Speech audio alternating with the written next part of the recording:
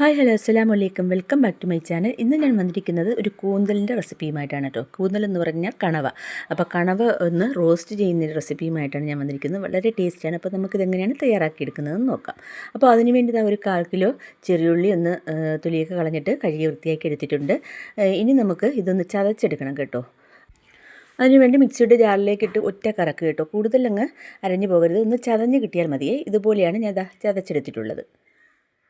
ഇനി നമുക്ക് ഒരു പാൻ അടുപ്പത്ത് വയ്ക്കാം. കുറച്ച് കുഴിവുള്ളൊരു പാൻ അടുപ്പത്ത് വെച്ചിട്ടുണ്ട്. ഇനി പാൻ നന്നായിട്ട് ചൂടായിട്ടുണ്ട്. ചൂടായ പാനിലേക്ക് നമുക്ക് ആവശ്യത്തിനുള്ള വെളിച്ചെണ്ണ ഒഴിച്ചു കൊടുക്കാം. അപ്പോൾ ഒരു 2-3 ടേബിൾ സ്പൂൺ വെളിച്ചെണ്ണ ഞാൻ ഇതിലേക്ക് ഒഴിച്ചു കൊടുക്കുന്നുണ്ട്. അപ്പോൾ വെളിച്ചെണ്ണ ഒഴിച്ചു കൊടുത്തു. ഇനി വെളിച്ചെണ്ണ നന്നായിട്ടൊന്ന് ചൂടാവട്ടെ. ഇതിലേക്ക് നമുക്ക് കടുക് ആദ്യം ഇട്ടൊന്ന് പൊട്ടിക്കാം. ഒരു 1/2 ടീസ്പൂൺ കടുക് ഞാൻ ഇട്ട് കൊടുത്തിട്ടുണ്ട്. അപ്പോൾ കടുക് നന്നായിട്ട് പൊട്ടിയിട്ടുണ്ട് കേട്ടോ. ഇനി നമുക്കിതിലേക്ക് നമ്മുടെ ഇഞ്ചി വെളുത്തുള്ളി ചതച്ചത് ഇട്ട് കൊടുക്കുക. അപ്പോൾ 1 ടീസ്പൂൺ ഇഞ്ചിയും 1 ടീസ്പൂൺ വെളുത്തുള്ളി ചതച്ചതും കൂടി ഞാൻ ഇതിലേക്ക് ഇട്ട് കൊടുക്കുന്നുണ്ട്. എന്നിട്ട് അതിൻ്റെ പച്ചമണം ഒന്ന് മാറുന്നത് വരെ നന്നായിട്ടൊന്ന് ഇളക്കി കൊടുക്കാം.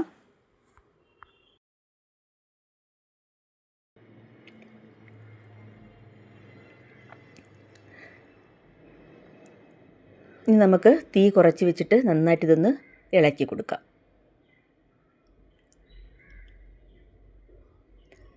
ഇപ്പോൾ 1 മിനിറ്റൊക്കെ ആയപ്പോൾ അതിൻ്റെ ആ പച്ചമണമൊക്കെ ഒന്ന് മാറി നന്നായിട്ടൊന്ന് ചെറുതായിട്ടൊന്ന് മൂത്ത് കിട്ടിയിട്ടുണ്ട്. ഇനി നമുക്ക് ചതച്ച് വെച്ചിരിക്കുന്ന ഉള്ളി ഇതിലേക്ക് ഇട്ട് കൊടുക്കാം.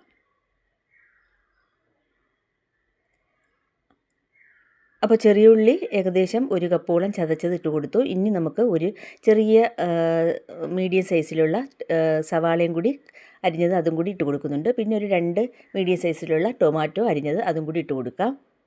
ആവശ്യത്തിനുള്ള കറിവേപ്പില ഇട്ട് കൊടുക്കാം.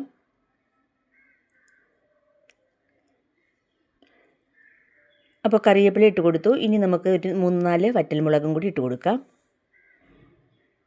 അതിനുശേഷം എല്ലാം കൂടി നന്നായിട്ടൊന്ന് ഇളക്കി കൊടുക്കാം. ഇപ്പോൾ ഞാൻ ഫ്ലെയിം മീഡിയം ടു ലോയിലേക്ക് ആക്കിയിട്ടുണ്ട് കേട്ടോ. ഇനി നമുക്ക് പെട്ടെന്ന് വഴന്ന് കിട്ടാൻ വേണ്ടി ഇതിലേക്ക് ആവശ്യത്തിനുള്ള ഉപ്പിട്ട് കൊടുക്കാം. അപ്പോൾ 1 ടീസ്പൂൺ ഉപ്പ് ഞാൻ ഇതിലേക്ക് ഇട്ട് കൊടുത്തിട്ടുണ്ട്. ഇനി എല്ലാം കൂടി നന്നായിട്ട് യോജിച്ച് വരുത്തത് നന്നായിട്ട് ഇളക്കി കൊടുക്കാം.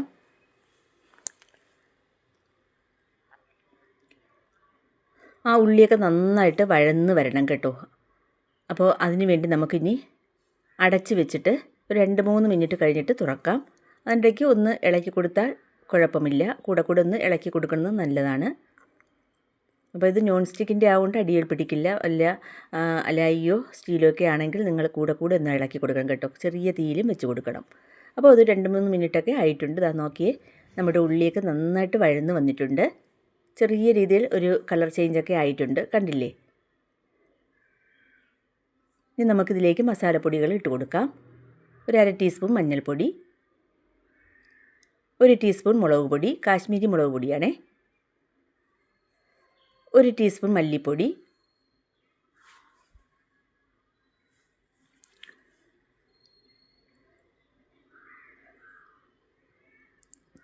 പിന്നെ 1 ടീസ്പൂൺ കുരുമുളക് പൊടി.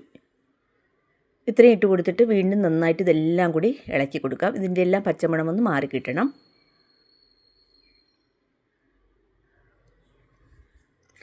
അപ്പോൾ നമ്മുടെ പൊടികളൊക്കെ ചേർത്തിട്ട് നല്ലൊരു മണം വരുന്നുണ്ട് കേട്ടോ. അതിൻ്റെ പച്ചമണമൊക്കെ ഒന്ന് മാറിയിട്ട് മൂത്തൊരു മണം വരുന്നുണ്ട്. ഈ സമയം നമുക്ക് കഴുകി വൃത്തിയാക്കി കട്ട് ചെയ്തെടുത്ത കണവ നമുക്കിതിലേക്ക് ഇട്ട് കൊടുക്കാം. ഒരു 1/2 കിലോ ഉണ്ടായിരുന്നു കേട്ടോ. ഞാൻ കട്ട് ചെയ്തെടുത്തത് ഇതുപോലെയാണ് കേട്ടോ, സ്ക്വയറായിട്ട്. ചിലർ വട്ടത്തിന് അരിഞ്ഞിടും, അതും നല്ലതാണ്. അപ്പോൾ ഞാൻ അരിഞ്ഞിട്ടുള്ളത് ഇങ്ങനെയാണ്. ഇനി നമുക്കിതിൻ്റെ വെള്ളമൊക്കെ വാർത്ത് കളഞ്ഞിട്ടുണ്ട്. ഇനി നമുക്ക് ഈ കൂന്തൽ നമുക്കിതിലേക്ക് ഇട്ട് കൊടുക്കാവേ.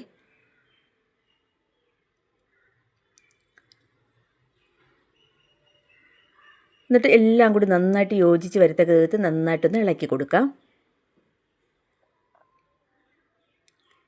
ഇളക്കിയിട്ട് നിങ്ങൾ ഉപ്പൊക്കെ കറക്റ്റാണോ എന്നൊന്ന് നോക്കൂ കേട്ടോ. എനിക്ക് ഉപ്പൊക്കെ കറക്റ്റായിരുന്നു. അപ്പോൾ നമ്മുടെ കണവ നമ്മുടെ ഈ മസാലയായിട്ട് നന്നായിട്ട് യോജിച്ച് വരുന്നതിനകത്ത് നന്നായിട്ട് ഇളക്കി കൊടുത്തിട്ടുണ്ട്. ഇനി ഇത് അടച്ച് വെച്ചിട്ട് ഒരു 2-3 മിനിറ്റ് ഒന്ന് കഴിഞ്ഞിട്ട് നമുക്ക് തുറക്കാം. അപ്പോൾ ഇതാ നോക്കിയേ, തുറന്നപ്പോൾ കണവയിൽ നിന്ന് ഏകദേശം വെള്ളമൊക്കെ ഇറങ്ങി വന്നിട്ടുണ്ട്. ഈ സമയം നമുക്ക് കുറച്ച് രമ്പയില ഇട്ട് കൊടുക്കാവേ. നല്ലൊരു ഫ്ലേവറാണ് ഈ രമ്പയിലയുടെ. നന്നായിട്ട് കണവയിൽ നിന്ന് മൊത്തം വെള്ളവും ഇറങ്ങി വന്നിട്ടുണ്ട്. ഇതിന് വറ്റി കിട്ടണം കേട്ടോ. അതിനുവേണ്ടി നമുക്ക് 2-3 മിനിറ്റ് ഇതുപോലെ ഒന്ന് ഇളക്കി കൊടുക്കും. ഇപ്പോൾ നന്നായിട്ട് വെള്ളമൊക്കെ വറ്റിയിട്ടുണ്ട്. കണവയും നന്നായിട്ട് വെന്ത് വന്നിട്ടുണ്ട്. ഇനി നമുക്ക് ഇതിലേക്ക് ആവശ്യത്തിനുള്ള മല്ലിയില ഇട്ട് കൊടുക്കാം, പിന്നെ കറിവേപ്പില ഇട്ട് കൊടുക്കാം. പിന്നെ ഒരു പുളപ്പ് നാരങ്ങയുടെ അത്രയും ചേർക്കുന്നില്ല, കുറച്ച് നാരങ്ങ നീര്, ഒരു പിളർപ്പ് നാരങ്ങ നീര് എടുത്തിട്ട് അതിൽ നിന്ന് കുറച്ച് നീര് ഒഴിച്ച് കൊടുക്കുന്നുണ്ട്. നല്ലതാണ് കേട്ടോ, ഇത് നല്ല ടേസ്റ്റാണ്. അപ്പോൾ നാരങ്ങ നീരും കൂടെ ഒഴിച്ച് കൊടുത്തിട്ട് പിന്നെ ഇതിലേക്ക് അവസാനമായിട്ട് ഗരം മസാല ചേർക്കുന്നുണ്ട് കേട്ടോ. അപ്പോൾ അതിൽ പെരിഞ്ചീരകം, പട്ട, ഏലക്ക, ഗ്രാമ്പു, പിന്നെ തക്കോല എല്ലാം ചേർത്ത് പൊടിച്ചതാണ്. അപ്പോൾ ആ ഗരം മസാലയും കൂടി ഇട്ട് കൊടുത്തതിന് ശേഷം ഇളക്കിയിട്ട് നമുക്ക് ഫ്ലെയിം ഓഫാക്കാം. അപ്പോൾ നമ്മുടെ കണവ റോസ്റ്റ് ഇവിടെ റെഡി ആയിട്ടുണ്ട്. ഇനി നമുക്ക് ഫ്ലെയിം ഓഫാക്കിയിട്ട് അടച്ച് 2 മിനിറ്റ് ഒന്ന് സെറ്റ് ചെയ്യാൻ വയ്ക്കാം. 2 മിനിറ്റ് കഴിഞ്ഞതിന് ശേഷം നോക്കിയേ, നമ്മുടെ കണവ റോസ്റ്റ് ഞാനൊരു സെർവിങ് പ്ലേറ്റിലേക്ക് മാറ്റുകയാണ് കേട്ടോ, ചൂടോടുകൂടി തന്നെ. അപ്പോൾ നമ്മുടെ സെർവിങ് പ്ലേറ്റിലേക്ക് ഞാൻ കണവ റോസ്റ്റ് മൊത്തം ഞാൻ മാറ്റിയിട്ടുണ്ട്. അപ്പോൾ ഇങ്ങനെ ഒരു കണവ റോസ്റ്റ് ഉണ്ടെങ്കിൽ ചോറ് കഴിക്കാൻ ഇത് മാത്രം മതി കേട്ടോ, വേറൊരു കറിയുടെയും ആവശ്യമില്ല. നല്ല ടേസ്റ്റാണ്. അപ്പോൾ ഇതുപോലെ എല്ലാവരും ഒന്ന് ട്രൈ ചെയ്യുക കേട്ടോ. എന്നിട്ട് നിങ്ങളുടെ അഭിപ്രായങ്ങളൊക്കെ കമൻറ്റ് ബോക്സിൽ എഴുതി അറിയിക്കുക. ഒരു വെറൈറ്റി രീതിയിൽ തയ്യാറാക്കിയ ഒരു കണവ റോസ്റ്റാണിത്, കണ്ടില്ലേ? അപ്പോൾ എല്ലാവർക്കും ഇഷ്ടപ്പെടും കേട്ടോ ഇങ്ങനെ തയ്യാറാക്കിയാൽ. അപ്പോൾ എല്ലാവരും ഇതുപോലെ ഒന്ന് തയ്യാറാക്കും, എല്ലാവർക്കും ഇഷ്ടപ്പെടുമെന്നുള്ള കാര്യം ഉറപ്പാണ്. കുട്ടികൾക്കൊക്കെ കൊടുക്കാൻ പറ്റിയ അടിപൊളിയായിട്ടുള്ളൊരു കണവ റോസ്റ്റാണ്. കാരണം നമ്മൾ അധികം എരിവൊന്നും ഇതിൽ ചേർത്തിട്ടില്ല, എല്ലാം മിതമായിട്ട് തന്നെ നമ്മൾ ഇതിൽ ചേർത്തിട്ടുള്ളൂ. അപ്പോൾ എൻ്റെ കൂട്ടുകാരെല്ലാം ഇതുപോലൊന്ന് തയ്യാറാക്കി നോക്കും, എല്ലാവർക്കും ഇഷ്ടപ്പെടുമെന്നുള്ള കാര്യം ഉറപ്പാണ്. അപ്പോൾ ഇന്നത്തെ വീഡിയോ നിങ്ങൾക്ക് എല്ലാവർക്കും ഇഷ്ടമായെന്ന് വിചാരിക്കുന്നു. വീഡിയോ ഇഷ്ടമായ ഒന്ന് ലൈക്ക് ചെയ്യാനും ഷെയർ ചെയ്യാനും കമൻറ്റ് ചെയ്യാനൊന്നും മറന്നു പോകരുതേ. പിന്നെ എൻ്റെ വീഡിയോ ആദ്യമായിട്ട് കാണുന്ന കൂട്ടുകാരുണ്ടെങ്കിൽ പ്ലീസ് ഒന്ന് സബ്സ്ക്രൈബ് ചെയ്തൊന്ന് സപ്പോർട്ട് ചെയ്യണേ. ആ തൊട്ടടുത്ത ബെൽ ബട്ടനും കൂടി ഒന്ന് പ്രസ് ചെയ്ത് ഓൾ എന്ന ഓപ്ഷനും കൂടി എനേബിൾ ചെയ്താൽ ഞാൻ ചെയ്യുന്ന എല്ലാ വീഡിയോസിൻ്റെയും നോട്ടിഫിക്കേഷൻ കറക്റ്റായിട്ട് നിങ്ങൾക്കെത്തും. അപ്പോൾ പ്ലീസ് സബ്സ്ക്രൈബ് ചെയ്തൊന്ന് സപ്പോർട്ട് ചെയ്യുക. ഇതുവരെ സപ്പോർട്ട് ചെയ്ത എല്ലാ കൂട്ടുകാർക്കും വളരെയധികം നന്ദിയുണ്ട്. തുടർന്ന് നിങ്ങളുടെ സപ്പോർട്ട് ഉണ്ടാകുമെന്ന് പ്രതീക്ഷിക്കുന്നു. അപ്പോൾ അടുത്ത നല്ലൊരു വീഡിയോസുമായി വീണ്ടും കാണാം. അതുവരേക്കും എല്ലാവർക്കും താങ്ക് യു.